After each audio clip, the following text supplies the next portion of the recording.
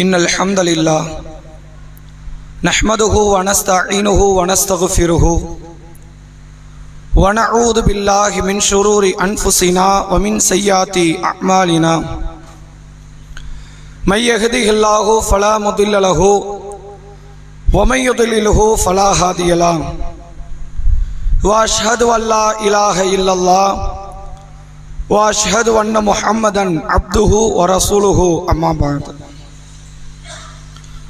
فقد قال الله تعالى في القرآن العظيم والفرقان المجيد فأعوذ بالله من الشيطان الرجيم يا أيها الذين آمنوا اتقوا الله حق تقاته ولا تموتن إلا وأنتم مسلمون يا أيها الناس اتقوا ربكم الذي خلقكم من نفس واحدة وخلق منها زوجها وبث منهما رجالا كثيرا والنساء واتقوا الله الذي تساءلون به والأرحام إن الله كان عليكم رقيبا يا أيها الذين آمنوا اتقوا الله وقولوا قولا سديدا يصلح لكم أعمالكم ويغفر لكم ذنوبكم ومن يطع الله ورسوله فقد فاز فوزا عظيما. கண்ணியத்திற்கும் பெருமதிப்பிற்கும் உரிய எல்லாம் வல்ல அல்லாஹுவின் நல்லடியார்களே, அல்லாஹுடைய பேரருளால் புனிதம் நிறைந்த ரமலான் மாதத்தில் அந்த இறைவனுடைய அருள் நிறைந்த இந்த ஜும்மா தினத்தில் அல்லாஹுடைய அருளை பெற வேண்டும் என்கிற உயர்ந்த சிந்தனையில் நாம் அனைவரும் இந்த சபையில் ஒன்று திரண்டிருக்கிறோம். இந்த நல்ல தருணத்தில் நபிகள் நாயகம் ஸல்லல்லாஹு அலைஹி வஸல்லம் அவர்கள் சொல்லி தந்த ஒரு நபி மொழியை உங்களுக்கு மத்தியில் நினைவுபடுத்துவதற்கு நான் கடமைப்பட்டு இருக்கிறேன்.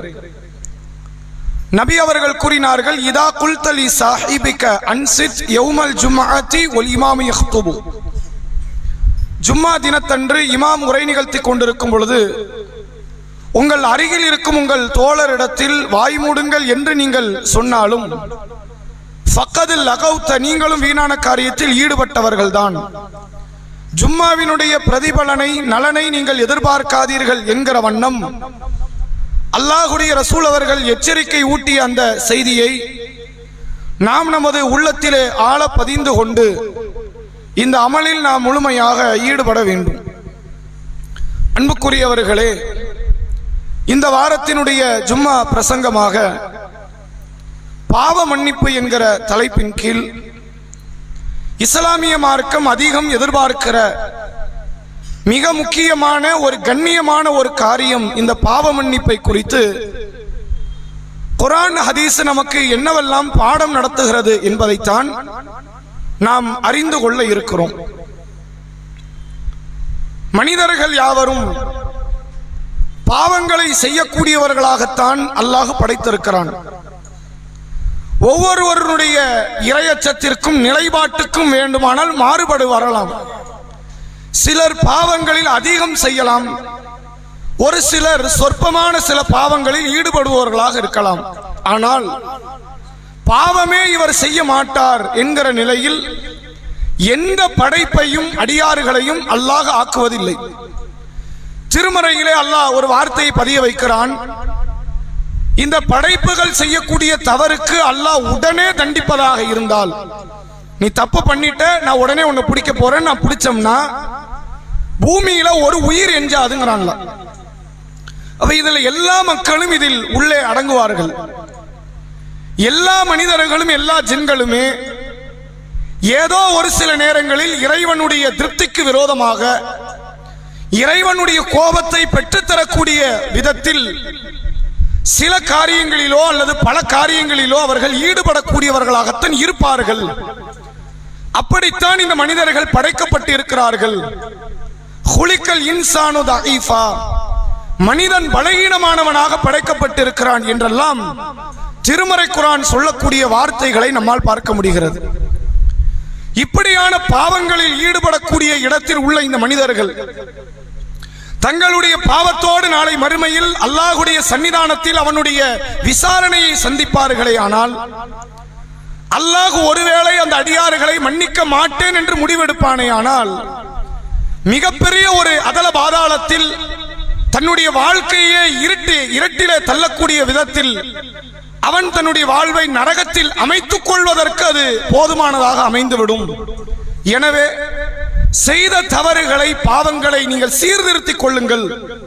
அதோடு எந்தெந்த தீமைகளில் பாவங்களில் ஈடுபட்டீர்களோ அதை அல்லாஹ்விடத்தில் ஒப்புக்கொண்டு அந்த பாவத்திற்கான மன்னிப்பை தேடுங்கள். இப்படியான மன்னிப்பை இறைவன் மனம் வந்து ஏற்றுக்கொள்கிறான் என்கிற விதத்தில் பல்வேறு விதமான குர்ஆன் ஆயத்துகள் நபிகளாருடைய பொன்மொழிகள் நமக்கு சொல்லித் தருகிறது.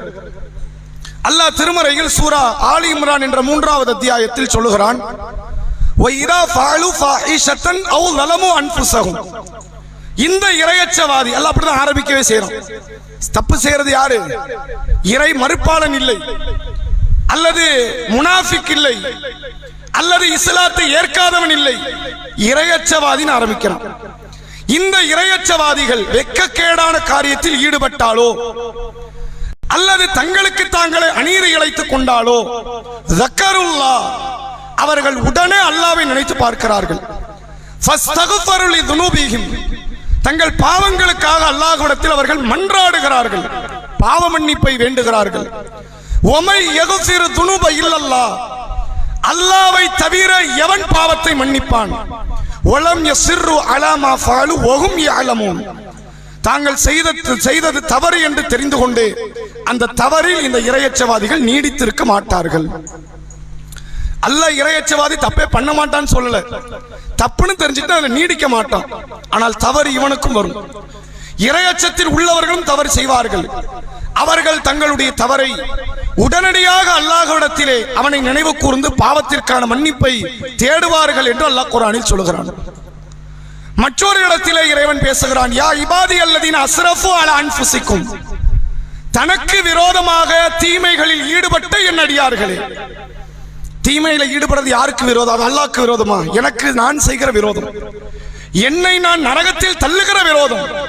அல்லாஹ் சொல்கிறான், உங்களுக்கு நீங்களே அநீதி இழைத்துக் கொண்ட என் அடியார்களே, லா தக்னத்து மின் ரஹ்மத்தில்லாஹ், அல்லாஹ்வுடைய அருளில் நீங்கள் நம்பிக்கை இழக்காதீர்கள். இன்னல்லாஹ யக்ஃபிரு துனூப ஜமீஆ, அல்லாஹ் ஒட்டுமொத்த பாவத்தை மன்னிப்பான், ஷிர்க்கையும் மன்னிப்பான். மௌத்துக்கு முன்னால் மன்னிப்பு தேடினாள். இந்த ஷிர்க்குக்கு மட்டும் உள்ள விதிவிலக்கு என்ன? மௌத்துக்கு முன்னாடி தேடியறணும், யா அல்லாஹ் என்னை மன்னிச்சிரு, உனக்கு நான் இணை வைத்து விட்டேன், நீ இணை இல்லாதவன் என்பதை நாம் ஒப்புக்கொண்டு அல்லாஹ்விடத்தில் மன்னிப்பு தேடுவோமே ஆனால், மௌத்துக்கு முன்னால் தேடுவோமே ஆனால் ஷிர்க்கையும் அல்லாஹ் மன்னிப்பான். திருக்குர்ஆனில் அல்லாஹ் அழைப்பு விடுக்கிறான், அநீதி இழைத்த என் அடியார்களே, அல்லாஹ்வுடைய அருளில் நீங்கள் நம்பிக்கை இழக்காதீர்கள், அல்லாஹ் எல்லா பாவத்தையும் மன்னிப்பான் என்று அல்லாஹ் ரப்புல் ஆலமீன் தன்னுடைய மன்னிப்பின் விசாலத்தை குறித்து பேசுகிறான். நபிகள் பெருமகனார் ஸல்லல்லாஹு அலைஹி வஸல்லம் அவர்கள் ரமலானுடைய பொழுதில் லைலத்துல் கத்ர் இரவு என்ற ஒரு மகத்துவம் நிறைந்த அந்த இரவில் அமல் செய்வதற்கு மக்களை தூண்டுகிறார்கள். அப்ப அன்னை ஆயிஷா ரலியல்லாஹு அன்ஹா ரசூலுல்லாஹ்ட்ட கேட்கிறாங்க, அல்லாஹ்வுடைய தூதரே, லைலத்துல் கத்ர் இரவை நாங்கள் அடைந்தால் அந்த இரவுக்கு ஏதாவது செய்யறதுக்கான ஒரு பிரத்யோக வார்த்தை எதுவும் இருக்கிறதா அப்படின்னு கேட்கிறாங்க. எந்த அமலையும் அந்த இரவுல செய்யலாம், தொழுவலாம், குர்ஆன் ஓதலாம், திக்ர் செய்யலாம், துஆ செய்யலாம், பாவமன்னிப்பு தேடலாம், தான தர்மங்களில் ஈடுபடலாம், ஒரு மார்க்க அறிவுரைகளை கேட்கலாம், எல்லாமே லைலத்துல் கத்ர் இரவுக்கு பொருந்தும். இதை தாண்டி வேறு ஏதாவது ஒரு காரியத்தை நான் பிரத்யோகமாக அந்த இரவுல செய்யலாமா, அப்படி எதுவும் வழிகாட்டுதல் இருக்கிறதா என்று கேட்கும்போது நபிகள் பெருமகனார் ஒரு பிரார்த்தனையை சொன்னார்கள். அல்லாஹும்ம இன்னக்க அஃபுன், இறைவா நீ அஃபு, அல்லாஹ்வுடைய 99 பேர்ல ஒரு பேர் அஃபு, மன்னிக்க கூடியவன். உண்மையில அந்த வார்த்தைக்கு நேரடி அர்த்தம் மன்னிப்பு இல்லை, அலட்சியம் செய்வோம், போனா போயிட்டு போட்டுன்னு விடுற பண்புக்கு பேர் இந்த அஃபு. அல்லாஹும்ம இன்னக்க அஃபுன், யா அல்லாஹ் நீ அலட்சியம் செய்யக்கூடியவன், துஹிப்புல் அஃப்வ, இப்படி அலட்சியமாக எங்களை எல்லாம் நீ விட்டு விடுவதை நீ விரும்புகிறாய், மன்னிப்பதை நீ விரும்புகிறாய். ஃபஅஃபு அன்னி, யா அல்லாஹ் எங்களை அலட்சியம் செய்து மன்னித்து விடு இறைவா. இந்த பிரார்த்தனை நீங்கள் கேளுங்கள். இது லைலத்துல் கத்ருக்கு நபி அவர்கள் சொன்னார்கள். வருஷம் 365 நாளும் கேட்கலாம் அப்படியான ஒரு பிரார்த்தனை. இறைவா நீ மன்னிப்பை விரும்பக்கூடியவன், நீ மன்னிக்க கூடியவன், எங்களை நீ மன்னித்து விடு என்கிற இந்த பிரார்த்தனையை அல்லாஹ்வுடைய ரசூல் அவர்கள் கேட்க சொன்னார்கள் என்பதை பார்க்க முடிகிறது. உண்மையில் இந்த தௌபா இறைவனிடத்தில் எவ்வளவு மதிப்புமிக்க காரியம் தெரியுமா? நீங்கள் மிகப்பெரிய அளவில் ஆச்சரியப்படக்கூடிய விதத்தில் பல நபிமொழிகளை மார்க்கம் சொல்லுகிறது. அல்லாஹ்வுக்கு பிரியத்திற்குரிய அமல்னா நம்ம என்ன சொல்லுவோம்? தொழுகை ஒரு முக்கியமான அமல், நோன்பு ஒரு அமல், ஹஜ் ஒரு அமல். இதெல்லாம் அல்லாஹ்வுக்கு மிக பிரியத்திற்குரிய அமல். தொழுகையை விட ஒரு பெரிய அமல் இருக்குதா? நோன்பை விட ஒரு பெரிய அமல் இருக்கிறதா? மார்க்கம் சொல்லுது இருக்குதுங்க. அது வேற எதுவும் இல்லை. செய்த தவறுகளை கைவிட்டு விடுங்கள், அல்லாஹ்விடத்தில் பாவத்தை ஒப்புக்கொள்ளுங்கள், யா அல்லாஹ் என்னை மன்னிச்சிருன்னு கேளுங்க.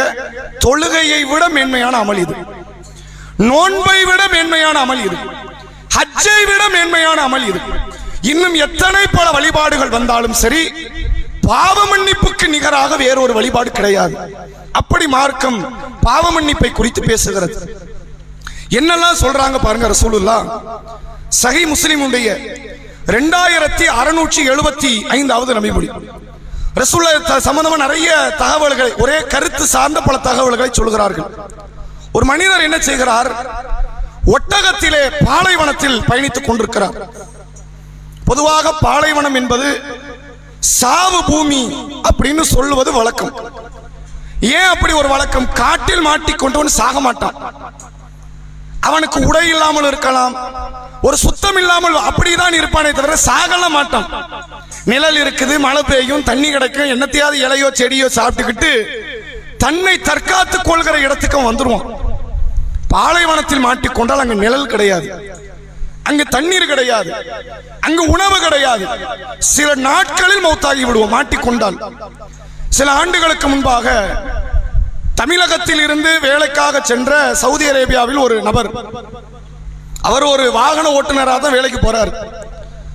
வழி மாறி தன்னுடைய வாகனத்தை வேற ஒரு திசையில, அவருக்கு வழி தெரியல, புது நபர், ஏதோ ஒரு திசையில போய்கிட்டே இருக்கிறார்.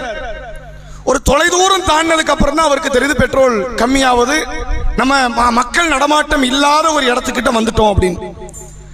ஏறத்தாழ அது பாலைவனத்தினுடைய ஒரு பெரும்பகுதி தூரத்துக்கு வந்தாச்சு. அவர்கிட்ட திரும்பி போற அளவுக்கு ஒரு வசதிகள், அதாவது எந்த விதமான கான்டாக்ட் பண்றதுக்கான வாய்ப்பு எதுவுமே இல்லை.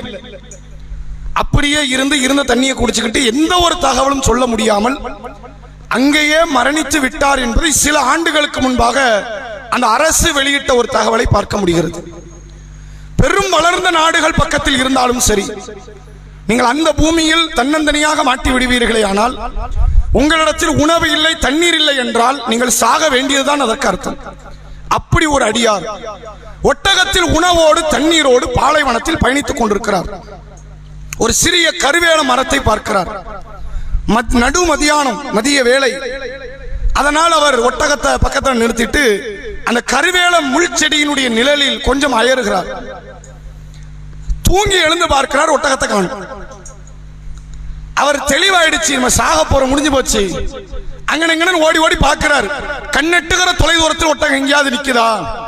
ஒரு இடத்துல இல்லை. அவர் முடிவு செய்து கொள்கிறார், நம்ம மௌத்தாக போறோம். இது சாதாரண மௌத்து இல்லை, இந்த தண்ணியில மூழ்கி மௌத்தாகிற மாதிரிலாம் இல்லை. தாகத்துல வந்து மௌத்தாகிறது இருக்குல்ல, அது ஒரு கொடூரமான மரணம். அது அப்படி ஒரு மரணத்தை அல்லாஹ் நமக்கு தரப்போறான் போல அப்படின்னு நினைத்து கொண்டு அவர் நேரம் மறுபடியும் வந்து எங்கு தூங்கினாரோ அதே இடத்தில் மீண்டும் வந்து தூங்கி கொண்டே செத்துருவோன்னு வந்து படுக்கிறார். இது நபி அவர்கள் சொல்லுகிற வார்த்தை. கொஞ்ச நேரத்தில் அவருக்கு மீண்டும் முழிப்பு வருகிறது. எழுந்து பார்க்கிறார், ஒட்டகம் அதனுடைய இடத்தில் இருக்கிறது. ரசூலுல்லாஹ் கேட்கிறாங்க, இவர் எப்படி சந்தோஷப்பட்டிருப்பாரு நீங்க நினைக்கிறீங்கன்னு சஹாபாக்களை பத்தி கேட்கிறாங்க. ஷதீதன் யா ரசூலல்லாஹ், போன உயிர் திரும்பி வந்திருக்கு, இதை விட ஒரு மகிழ்ச்சி உண்டா? கடும் மகிழ்ச்சியிலே அந்த மனிதர் இருந்திருப்பார் அல்லாஹ்வுடைய தூதரே. நபி அவர்கள் சொன்னார்கள், ஆமா, அவர் கடுமையான மகிழ்ச்சியில் இருந்தார். அந்த மகிழ்ச்சியின் வெளிப்பாட்டில் அல்லாஹ் பார்த்து அவர் என்ன சொன்னார் தெரியுமா? அல்லாஹும்ம அன்த அப்தி வ அன ரப்புக், யா அல்லாஹ் நீ எனது அடியான், நான் உனது எஜமானன் அப்படிங்கிறார். எவ்வளவு மோசமான வார்த்தை தெரியுமா? ஃபிரௌனுடைய வார்த்தை இது. அன ரப்புக்கும் உள்ள அயலான்னு சொன்னவன் அல்லாஹ் கடல்ல மூழ்கடித்தான், நரகத்தில் நாளை மறுமையில் தள்ள இருக்கிறான். அதுக்கு நிகரான வார்த்தை இது. அல்லாவை அடியான் என்று சொல்லி அல்லாவுக்கு நான் தான் அல்லாஹ் என்று அந்த மனிதர் வார்த்தை மாத்திட்டார். என்ன வந்திருக்கணும்? நீதான் எஜமானன், நான் தான் அடிமைன்னு வர வேண்டிய இடத்தில் நீதான் அடியான், நான் தான் எஜமானன் என்று சொல்லி விடுகிறார். இந்த அடியார் படுகிற சந்தோஷத்தை பார்த்து அல்லாஹ் மகிழ்ச்சி அடைகிறான். நபிகள் பெருமகனார் தொடர்ச்சியாக அந்த செய்தியிலே சொன்னார்கள் பாருங்கள், லல்லாஹு அஷத்து ஃபரஹன் பி தௌபத்தின், ஒரு அடியான் பாவத்தை செய்துவிட்டு அல்லாஹ்விடத்தில் மன்றாடி பாவ மன்னிப்பை கேட்கும் போது அல்லாஹ் மகிழ்ச்சி அடைகிறான்.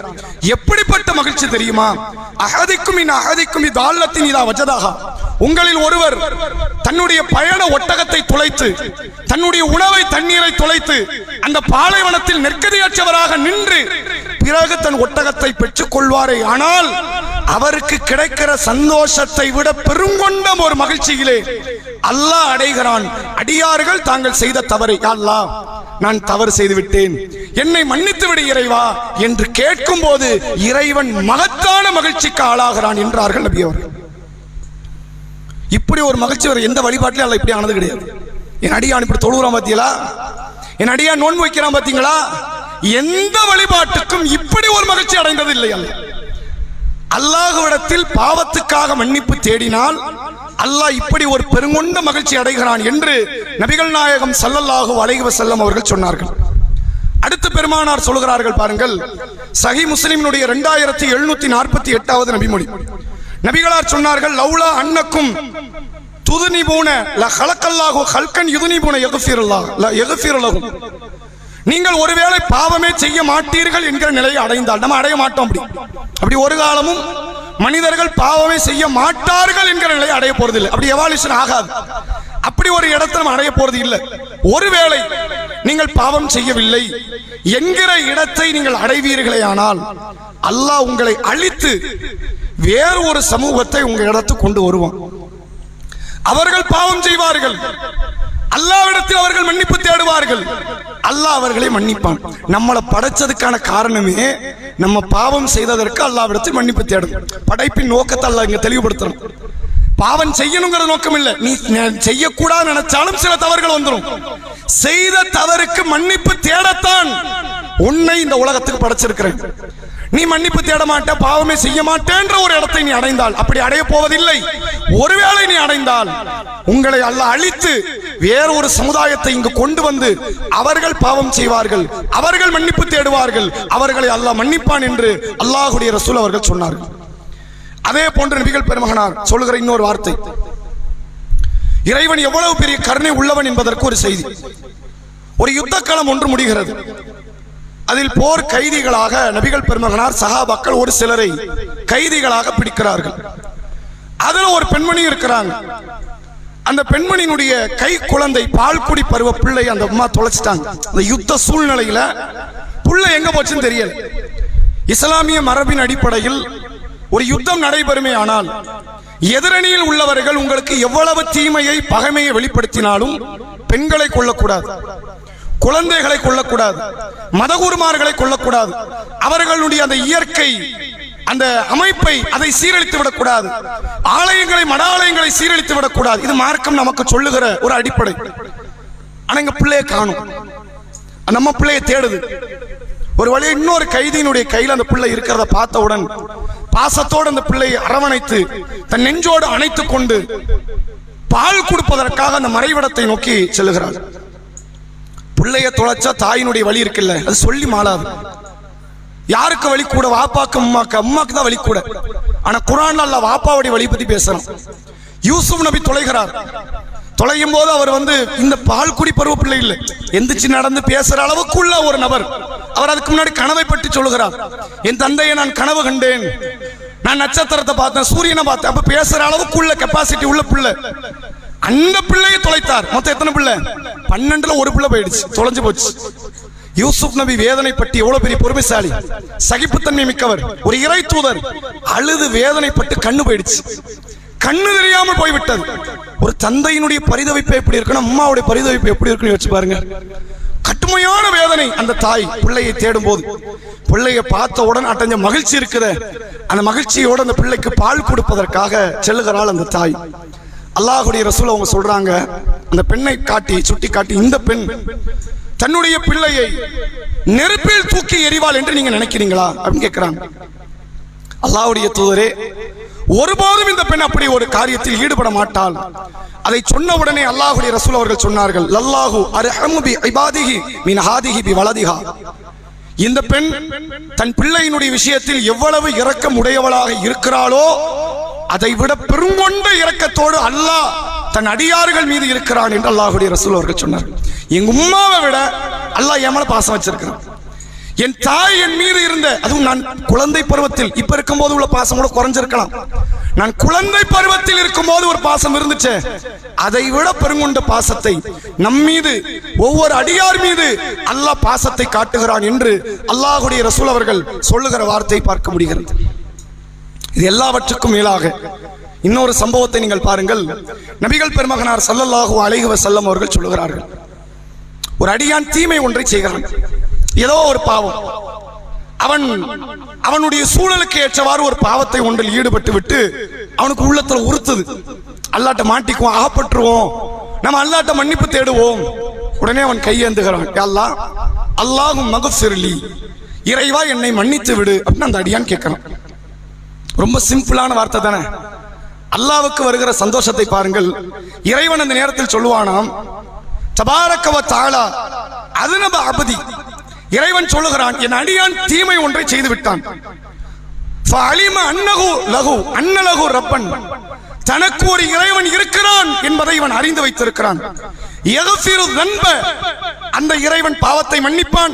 வ யாஹுது பி ذنبி, அந்த இறைவன் பாவத்தை தண்டிப்பான் என்பதையும் அறிந்து வைத்திருக்கிறான். அவன் எப்படிப்பட்டவன்?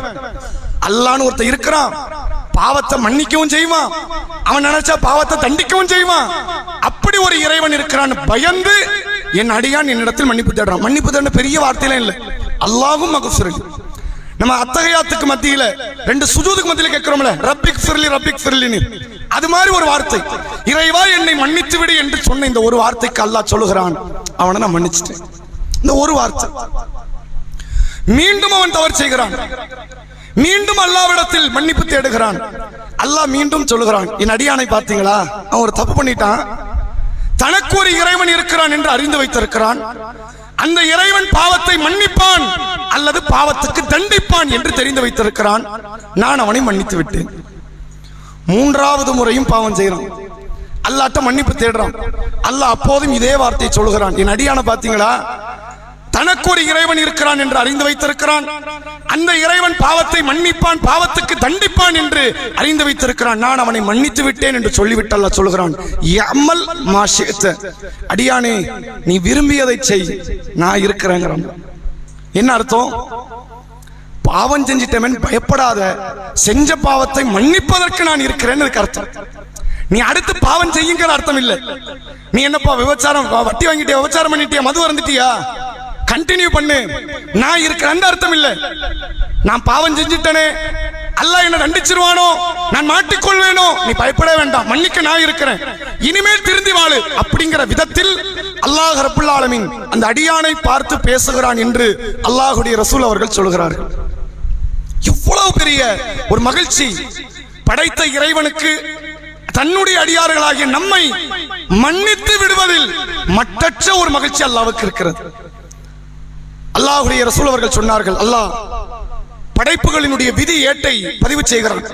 யார் யார் பிறக்கணும், இறக்கணும், என்ன செய்யணும், அதனுடைய மொத்த விஷயத்தை அல்லாஹ் எழுதிட்டு இந்த கடைசி அல்லாஹ் முடிக்கும் போது ஒரு வார்த்தையை எழுதுகிறான், இன்ன ரஹ்மத்தி தக்லிபு கலபி, என் கோபம் மகத்தான ஒன்று, அது மாற்றம் இல்லை, என் கோபத்தை விட என் கருணை பெருசுன்னு அல்லாஹ் எழுதி வைக்கிறான்.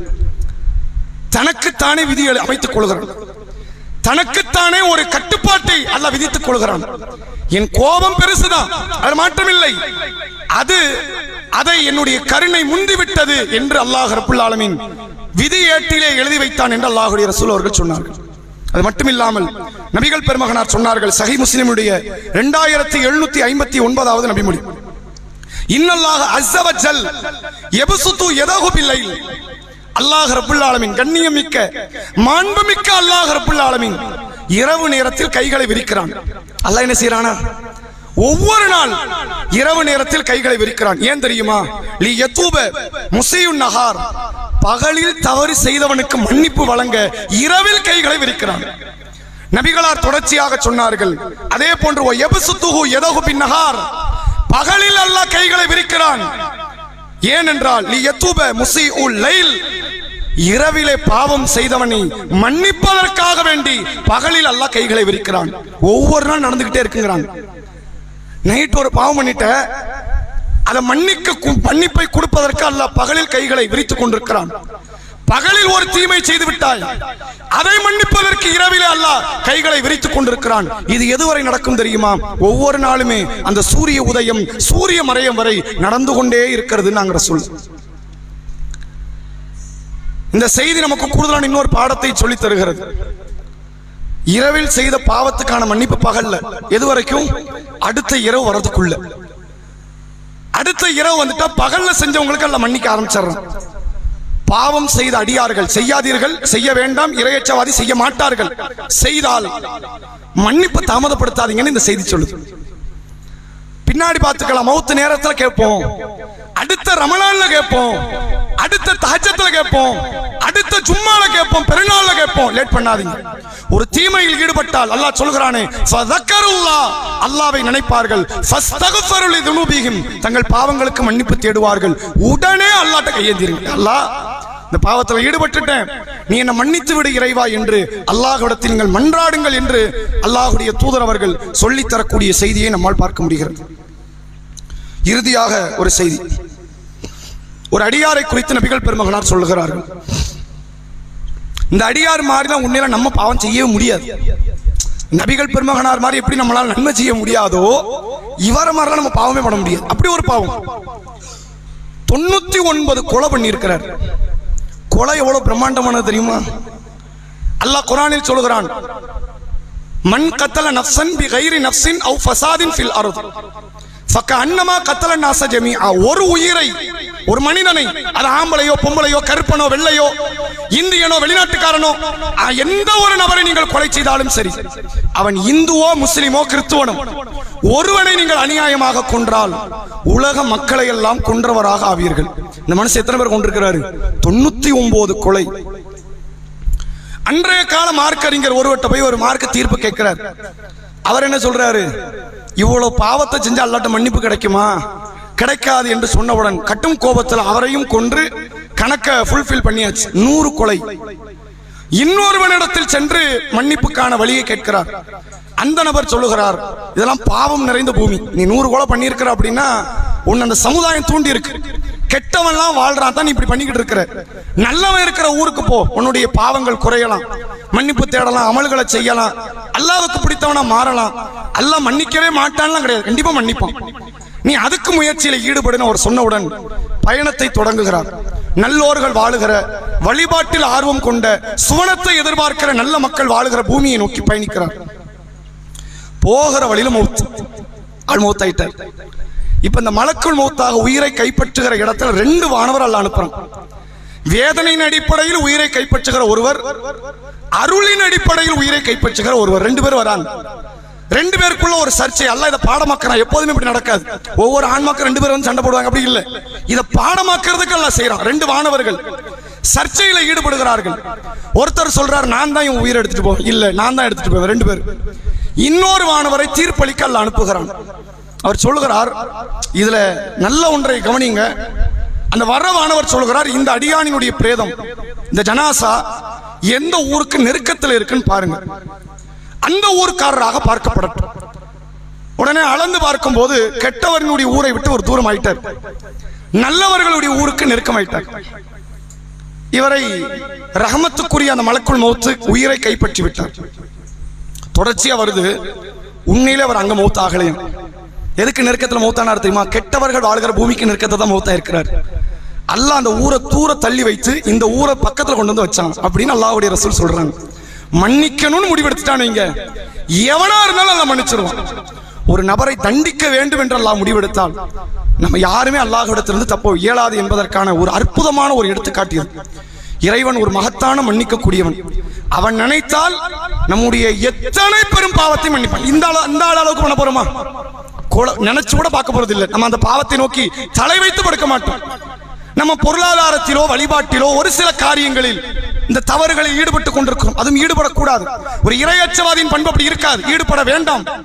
அப்படி ஈடுபட்டாலும் இவர் அளவுக்கு இல்ல, மன்னிப்பு கிடைக்குமா இல்லையா? இந்த சிந்தனை ஆழமாக விதைத்துக் கொள்ளுங்கள். அல்லாஹ் என்ன மன்னிப்பான். நான் தவறு செய்யக்கூடாது என்பது ஒரு புறம். எத்தனை தவறுகளை செய்தாலும் சரி, என்னை மன்னிக்க என்னை படைத்தவன் இருக்கிறான் என்பதை ஆழமாக அழுத்தம் திருத்தமாக உங்களுடைய உள்ளத்திலே நீங்கள் பதிந்து கொள்ளுங்கள். அல்லாஹ் ரப்புல் ஆலமீன் நமக்கு பாவ மன்னிப்பை வழங்க போதுமானவன். அதே போன்று நபிகள் நாயகம் ஸல்லல்லாஹு அலைஹி வஸல்லம் மறுமையில் நடக்கிற ஒரு நிகழ்வை குறித்து சொன்னார்கள். நாளை மறுமை நாளில் அல்லாஹ் என்ன செய்வான் என்றால், ஒரு அடியானை அழைப்பான். ஹல் தாரிஃபு, உனக்கு இந்த பாவம் எல்லாம் தெரியுமா? நல்லா எடுத்து காட்டுறான். நீ செஞ்சதுடா 60-70 வருஷம் வரைக்கும் வாழ்ந்திய, இதெல்லாம் நீ பண்ணது 40ல பண்ணது, நான் 45ல பண்ணது, 25ல பண்ணது, எல்லாத்தையும் எடுத்து காட்டுறான். அந்த அடியான் சொல்கிறான் நாரிஃபு, ஆமா அல்லாஹ் எல்லாம் தெரியுது. அப்ப அல்லாஹ் ரப்புல் ஆலமீன் அந்த அடியானை பார்த்து ஒரு வார்த்தையை சொல்வானாம், ஃபஇன்னி கது சதர்துஹா அலைக்க, இந்த பாவத்தை எல்லாம் உலகத்துல எவனுக்கும் தெரியாம நான் தான் மறைச்சேன். நீ மறைச்ச நினைக்கிற, உன் புத்திசாலித்தனம் நீ நினைக்கிற, நான் மறைத்து வைத்தேன். ஃபி துன்யா, உலகத்திலே மறைத்தேன். வ இன்னி அக்ஃபிருஹா லக்கல் யௌம், இன்றைய தினத்தில் அதை நான் மன்னித்தும் விட்டேன். நீ சொர்க்கம் போங்கறான். அந்த மகத்தான மன்னிக்கக்கூடிய பெரும் இரட்சகன், மகத்தான அந்த ஏக இறைவனை நாம் அல்லாஹ்விடத்தில் அதிகமான பாவ மன்னிப்பின் மூலமாக நெருங்கக்கூடிய அடியார்களாக இருக்க வேண்டும். அல்லாஹ் திருமறை குர்ஆனில் சஹருடைய நேரத்தை குறித்து பேசுகிறான். சஹர் நேரங்கிறது வருஷம் 365 நாள் சஹர் நேரங்கிறது அந்த நேரம் அது. ஆனா நம்ம சஹருக்கு எந்திக்கிறதுங்கிறது இந்த ரமலானுடைய 30 இரவுகள். ஒபில் அஸ்ஹாரிஹும் யஸ்தக்ஃபிரூன், பாவ மன்னிப்பை இந்த இறையச்சவாதிகள் சஹர் நேரத்தில் கேட்பார்கள் அப்படிங்கிறான். இன்னொரு இடத்துல அல்லாஹ் சொல்றான், அவர்கள் சஹருடைய அந்த இரவின் கடைசி நேரத்தில் மன்னிப்பு தேடுவார்கள் என்றெல்லாம் இறைவன் சொல்வதை நம்மால் பார்க்க முடிகிறது. எனவே ரமலானுடைய பொழுதை அதிகமாக மன்னிப்பு தேடுவதற்கு பயன்படுத்திக் கொள்ளுங்கள். குறிப்பாக சஹருடைய வேளையில் அதிகம் அல்லாஹ்விடத்தில் மன்னிப்பின் மூலமாக அவனை நெருங்கக்கூடிய அடியார்களாக நாம் இருக்க வேண்டும் என்பதை சொல்லி என்னுடைய இந்த உரையை நிறைவு செய்கிறேன். அஸ்ஸலாமு அலைக்கும் வரஹ்மத்துல்லாஹி வபரகாத்துஹு.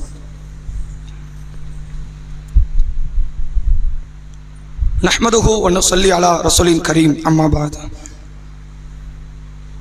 கண்ணியத்திற்கும் பெருமதிப்பிற்கும் உரிய எல்லாம் வல்ல அல்லாஹ்வின் நல்லடியார்களே, அல்லாஹ்வுடைய பேரருளால் காயல்பட்டினத்தில் ஜாமிய தௌஹீத் என்கிற நம்முடைய பள்ளிவாசல் மூலமாக ஏராளமான மார்க்க மற்றும் சமுதாய பணிகளை நாம் செய்து கொண்டிருக்கிறோம்.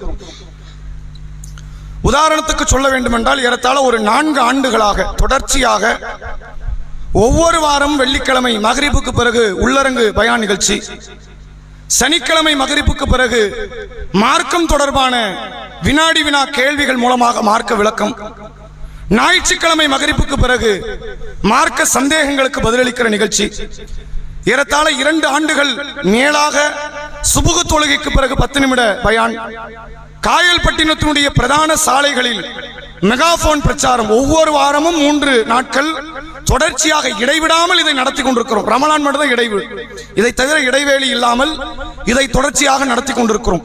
தீனியாத்து பிள்ளைகள் என்று அவர்களுக்கு பாடம் படித்து கொடுக்கக்கூடிய நிகழ்வு நடைபெறுகிறது. இரத்த தான முகாம் ஒவ்வொரு மாதமும் ஒரு குறைந்தபட்சம் ஒரு 5000 3000 அல்லது அதைவிட அதிகமாக ஏழைகளுக்கான உணவளிப்பதோ அல்லது மருத்துவ உபகரணங்களுக்கான உதவி என்கிற விதத்தில் எல்லாம் ஏராளமான மார்க்க சமுதாய பணிகளை நாம் செய்து கொண்டிருக்கிறோம். நீங்கள் கொஞ்சம் ஆழமாக சிந்தித்து பார்த்தால் இந்த பணிகளுக்கு மனித உழைப்பு எவ்வளவு தேவையோ அதுக்கு நிகராகவே பொருளாதாரத்தினுடைய அவசியம் என்பதும் இருக்கிறது. ஒரு மாற்று மதத்தவருக்கு ஒரு குர்ஆன் கொடுக்கனாலும் இங்க பொருளாதாரம் தேவை. எத்தனையோ சமுதாய விழிப்புணர்வு மிக்க காரியத்தை சமுதாயத்தை நடத்தி இருக்கிறோம். மது போதைக்கு எதிராக நாம பேரணி நடத்தி இருக்கிறோம். பல்வேறு விதமான மார்க்க நிகழ்ச்சிகளுக்கு நாம் மக்களை அழைத்து சென்றிருக்கிறோம்.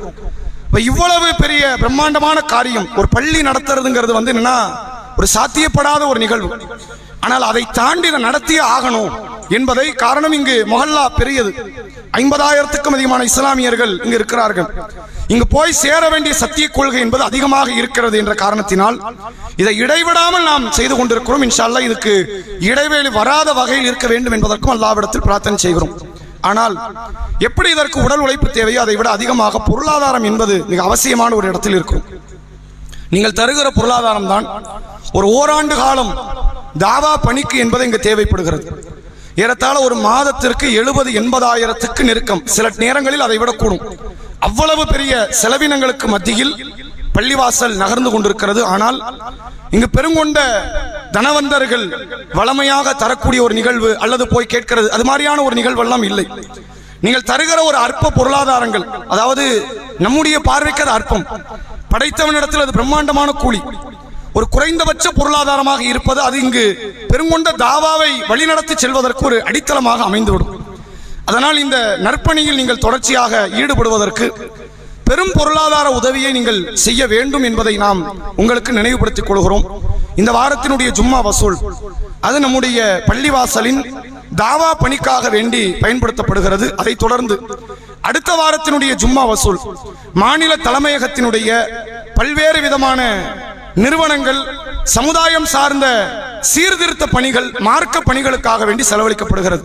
அது பிரம்மாண்டமாக நடைபெற்றுக் கொண்டிருக்கிறது. முதியோர் இல்லம், சிறார்கள் இல்லம், அதே போன்ற ஆண்கள் பெண்கள் இஸ்லாத்தை ஏற்றுக்கொண்டவர்களுக்கான தாவா சென்டர் என்றெல்லாம் ஏராளமான பணிகள் நடைபெற்ற வண்ணம் ஒரு பக்கம் இருக்கிறது. அதற்கான வசூல் இன்ஷா அல்லாஹ் அடுத்த வார ஜும்மாவினுடைய வசூல், இந்த வார ஜும்மாவினுடைய வசூல் இந்த தாவாவை அடித்தளமாக வைத்து நடைபெறக்கூடிய இந்த பணிகளுக்காக வேண்டி அள்ளி வழங்குங்கள். ஆனால் ஜும்மா வசூலை விட உங்களிடத்தில் நாம் அதிகமாக எதிர்பார்ப்பது மாத சந்தாக்களாக நீங்கள் இந்த பள்ளியோடு ஒரு தொடர்பில் ஏற்படுத்துவதற்கு முயற்சி செய்யுங்க. இன்னைக்கு 200 ரூபா, 300, 500 அப்படிங்கிறதெல்லாம் சாமானியர்களுக்கு இன்றைக்கு லேசான ஒரு பொருளாதாரமாக மாறிவிட்டது. ஒரு 4 நபர்கள் சுபுகு தொழுகை முடிச்சுட்டு போய் டீயை குடிச்சு வடையை சாப்பிட்டா 200 ரூபா காணாம போயிடும். அப்படி ஒரு இடத்தை நாம் அடைந்து விட்டோம். ஆனால் நாம நினைக்கிற அந்த அற்பமான அந்த 200 ரூபாய் 300 ரூபாய்ங்கிற பொருளாதாரம் நீங்கள் மாதம் இங்கு தருவது இங்கு பெரும் உத்வேகமாக தாவாவை இன்னும் சீரிய சிந்தனையோடு கொண்டு போவதற்கு எங்களுக்கு உதவியாக இருக்கும் என்பதை நாம் உங்களுக்கு நினைவுபடுத்துகிறோம். இங்க நீங்க பள்ளியினுடைய கட்டமைப்பை நான் மீண்டும் உறுதிப்படுத்துகிறேன், நினைவுபடுத்துகிறேன். இது மாதிரியான ஒரு கட்டமைப்பை நீங்க பள்ளியில பார்க்க முடியாது. ஒரு பள்ளினா ஏசி இருக்கணும், அதனுடைய அட்மாஸ்பியரே கொஞ்சம் வித்தியாசமா இருக்கும். ஒரு கார்பெட்லாம் விரிச்சு ரொம்ப கிராண்டா இருக்கும். ஆனால் முழுக்க தாவா வகைக்காக மட்டுமே செலவழிப்பதற்காக இதையெல்லாம் நாம கவனிக்காமல் இருக்கிறோம். அப்ப அந்த தாவா பணிகளே இன்றைக்கு ஒரு பொருளாதார ரீதியாக ஒரு கேள்விக்குறி அமைக்கப்படுகிற சூழ்நிலையில் இருப்பதனால் ஒரு 500 ரூபாய் அப்படிங்கிற பொருளாதாரத்தை வந்திருக்கிற பெண்கள், ஆண்கள், நீங்கள் சந்தாக்களாக ஒவ்வொரு மாதமும் இதில் பங்கெடுப்பதற்காக நீங்கள் முயற்சிகளில் ஈடுபடுங்கள். அப்படி சந்தா கொடுக்க வேண்டும் என்று நினைக்கக்கூடியவர்கள் உங்களுடைய பெயர்களை பள்ளியினுடைய சந்தா பொறுப்புதாரர் சகோதரர் சுலைமான் அவர்களிடத்தில் உங்களுடைய பேரை கொடுங்க. ஜும்மாவுடைய வசூலையும் தாராளமாக வள்ளி வழங்குங்கள். ஏராளமான தாவா பணிகள் இதை தொடர்ந்து இன்ஷா அல்லாஹ் மார்ச் மாதத்தில் இருந்து ஏப்ரல் மாதத்தில் இருந்து பெருமானார் ஸல்லல்லாஹு அலைஹி வஸல்லம் அவர்களை குறித்த 10 மாத கால செயல் திட்டத்தை நாம் அறிவிப்பு செய்திருக்கிறோம். இப்படி தொடர்ச்சியாக ஏதாவது ஒரு அஜெண்டா மக்களுக்கு மார்க்கம் போய் சேர வேண்டும் என்பதற்கு நடத்தப்படுகிற இந்த காரியங்களுக்கு உங்களுடைய உடல் உழைப்பையும் நீங்கள் தாருங்கள், பொருளாதார ஒத்துழைப்பையும் நீங்கள் தந்து உதவ வேண்டும் என்பதை சொல்லி என்னுடைய உரையை நிறைவு செய்கிறேன். அஸ்ஸலாமு அலைக்கும் வரஹ்மத்துல்லாஹி வபரகாத்துஹு.